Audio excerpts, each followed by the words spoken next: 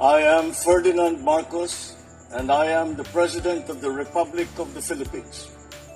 I stand today on behalf of 110 million Filipinos. Everyone, hello universe, it's me again. Shout out sa inyo mga beswa. Nako, mga kababayan, mayroon tayong upload videos update. Alam nyo naman po to si Digong ano. Oh. Ay, anti-Marcos to guys, dahil ano to, dilaw to, no? Pero dahil dito sa mga pinagpapakalat ni Digong na fake news tungkol dito sa blank check na sinasabi niya, ito, si Senator Risa Ontiveros mismo ang nagpapatunay dahil alam po natin, nung bicameral that time, nandyan po siya. Although, hindi sasang-ayon dahil nga dito sa zero subsidy ng PhilHealth, no? Pero, ganun pa man, mga kababayan, tingnan nyo naman. Anong sinabi ni Pangulong Marcos Jr.? He's lying! Ito si Digong kasi, professional liar yan, mga bes. Para kumpleto detalyado, ito. Di ba sinabi ni Digong ito? Yan ang sinabi ni Digong. Please correct it or recall the budget and demand an explanation kung bakit dumating sa inyo yan na ganoon kablangko. Parang binigyan ka ng blankong cheque yan at bahala na kayo ano ilalagay ninyo. Sabi ni former President Digong. Sabi na Senator Risa Ontiveros. So, malaking sampal ito kay Digong. Itapal nyo dito sa pagmumuka ni Lulu Digong saka mga vloggers, mga trolls, mga dilis. Wala akong nakitang blanco nung hindi ko pinirmahan ang BICAM report at nung bumuto kami ni Senator Coco ng GAA, hindi ako naniniwala na ipinasa yan ng Kongreso na may blanco page pa. Ano ngayon? Tae kayo. Si Senator Ontiveros pa mismo na nagsabi, buti pa to mga kababayan, si Senator Ontiveros, mabuti pa siya, hindi forke sinabi ng Pangulo he's lying. No, hindi siya dumidepende doon. Ito, nagsasalita lang siya ng buong katotohanan kung ano po yung totoo, na wala naman talaga blanco check. Siguro mga kababayan, hindi siguro, ito siguro yung mga yung pinagpapakalat nila ng fake news sa social media, yung hawak ni Digong na papel, yan yung na hindi pa tapos ng GAA 2025 na copy. Hindi pa tapos yan. Yan ang pinagpapakalat nila. 'Di ba? Alam po natin, no? Na hindi naman po pwedeng pirmahan ng Pangulo na may blanco yan. 'Di ba? Kung sakaling may blanco man yan, mga kababayan, at pinasa kay Pangulong Marcos Jr., sino ngayon ang may kasalanan? 'Di ba yung Senate tsaka yung Kongreso? Pero kaso hindi gawa-gawa ni Digong yun, istoryahin niya lang yan para lang manira. Alam po natin, number 1 yan. Siya ngayon ang number 1 na naninira sa pamahalaan, himbis tumulong, magbigay ng suggestion, 'di ba? Magandang advice sa kasalukuyang Pangulo. Pero wala puro panggugulo, magpapakalat ng fake news ang alam, mga kababayan. Wala na lang ginawa kundi panggugulo. Sinugundamano itong mga vloggers, mga trolls sa social media. Lalo na si Vic Rodriguez, si Harrieta, yan si Pumelo, nakaalam mo, napakalinis, my goodness. Nakikita nila ang GAA 2025 na wala namang anomalya na nangyari, pero yung pinulubo niya ang utang ng Pilipinas. Hindi nyo nakita yan? Yan, buti pa ito si Senator Ontiveros sumasang-ayon din siya sa sinabi ng Pangulo na walang blank check Sabi ng Pangulo, titingnan nyo doon sa DBM website, doon makikita nyo lahat. Yun ang katotohanan. Malinaw na malinaw yung sinabi ng Pangulong Marcos Jr. sa kanya interview. Kaya tama na yung mga issue nyo.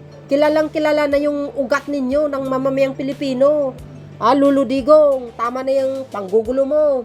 Alam nyo, sa totoo lang, professional liar yan Professional liar. Ang galing niya talaga gumawa ng istorya Hindi lang yun, magaling yan gumawa ng planted ng mga ebidensya. Tingnan mo, dating Senator Laila de Lima, anong ginawa sa kanya? Pinakulong siya ng matagalan na walang pagkakasala. Tingnan nyo, sa sobrang kasamaan niya, ito po yung sinasabi sa Biblia. Ang aliporos ni Satanas naghahasik ng lagim sa kalupaan. Yan. Alam nyo, sa totoo lang, parang ito hindi dating Pangulo. ugaling kalye to si Digong, sa totoo lang. So yan mga kababayan, ito pa, basahin natin ng kabuuan. O, sabi ng People's Tonight, ha? Binanggit ni Senate Deputy Minority Leader Risa Ontiveros na kahit bumuto siya laban sa bicameral conference committee report ng 2025 national budget, naniniwala siyang hindi ito aaprobahan ng Kongreso kung may mga blankong nilalaman. See? Di ba malinaw ngayon? Isampal nyo doon sa pagbumukha ng mga vloggers niya. Yung mga nagpapakalat ng fake news. Di ba? Alam na alam niya kasi nandyan siya. Kahit sabihin mo, dilaw yan. Pero, nagsasabi siya ng katotohanan. Buti pa ito si Senator Hontiveros kaysa kay Senator Amy Marcos. Parang hindi kapatid. Talaga makadeterte. Tingnan yung sinabi niya, di ba? Walang utak. Ewan ko ba? Kaya, matatalo yan. Kung ito, tatakbo uli, bubuto ko si Senator Hontiveros kahit Marcos loyalist ako. Tumitingin ako sa mga gagandang gawa. Di ba? Tuloy!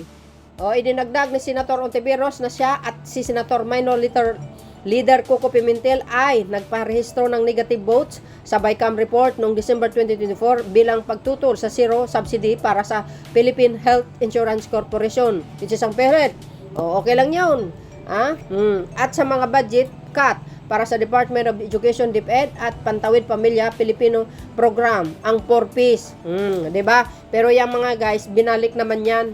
Lalo na po yung sa DSWD, binalik po ang budget niyan. Tsaka yung ng PNP, yung budget din nila na yung allowance yata, yung correct me if I'm wrong, but anyway, tuloy. Pero naman, hindi ako makapaniwala na kahit aling kongreso natin, pati yung amin ngayon, ay magpapasa ng isang panukalang batas o General Appropriation Act na may blanco pa na linya, sabi pa ni Senator Hontiveros. Ito pa.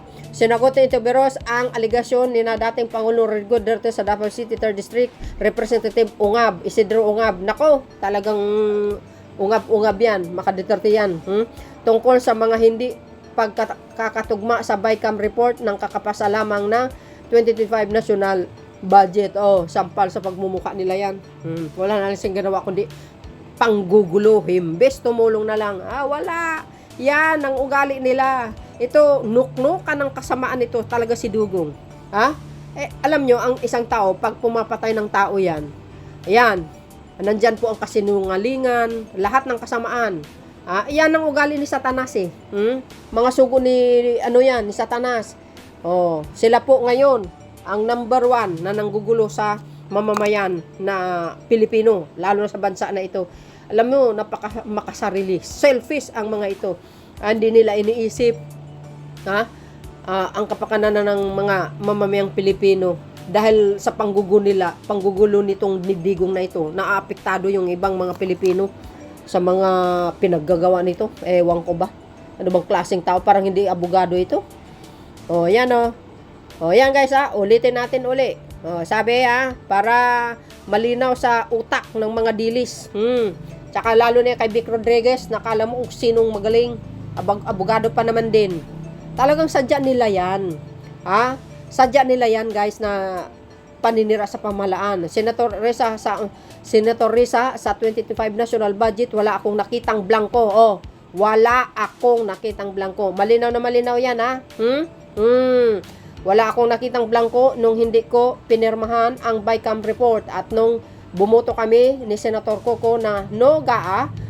Kasi kahit kumontra ako sa budget na yan, it's an final form. Ay hindi ako naniniwala na ipinasaya ng Kongreso na may blank page pa.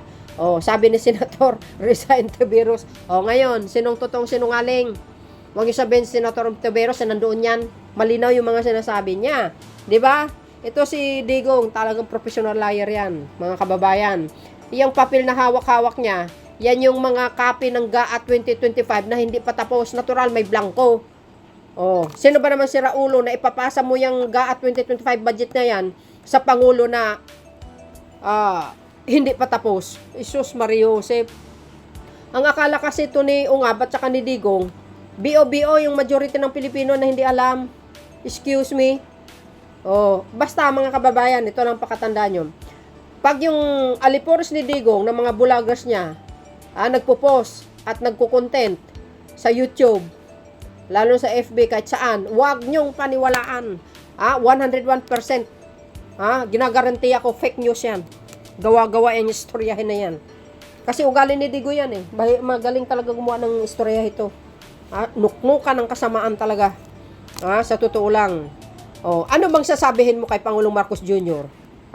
Isa lang nakikita ko, super inggit yan eh. Magaling kasi mamumuno ang Pangulo eh. Pangulong BBM, magaling mamuno. Kaya nasasapawan siya.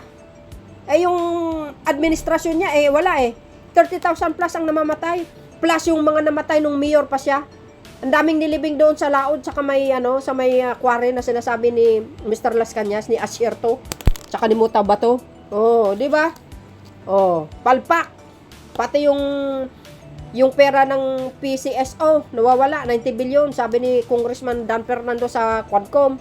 Yung 11 billion sa Parmali kumitang Chinese ng mga sindikato na yan. Saan kayo makakita niyan? Nagkandalitsi-litsi ang Pilipinas sa kanyang pamumuno. Ang daming mga sindikatong Chinese na dito. Kaya ngayon, si Pangulong Marcos Jr., kung nakikita nyo, naglilinis siya. Sa mga dumi ng mga itong mga nagdaang administrasyon. Sobrang dumi. Nilinisan nga ang Manila Bay. Nilaga ng Dolomite.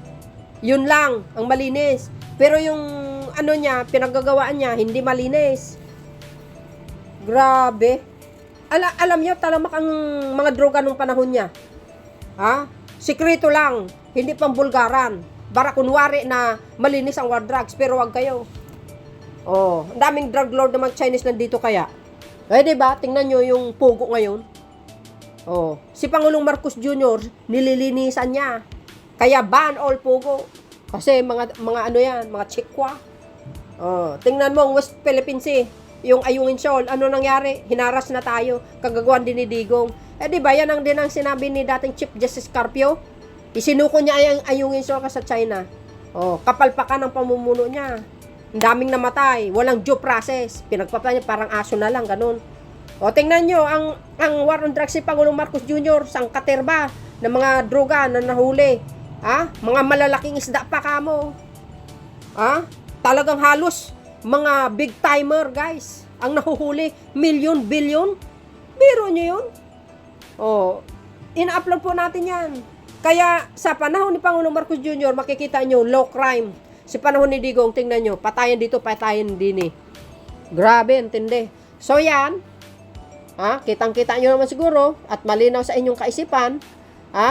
Sabi ni Senator Reza Antiveros, wala akong nakitang blanco. That's it. Tapos na yan. Huwag nyo na bigyan ng issue. Kaya ito, i-share nyo. At likes na lang mga kababayan kasi mas report tayo itong mga salot sa lipunan. Ayaw nila tayo na mag-spread ng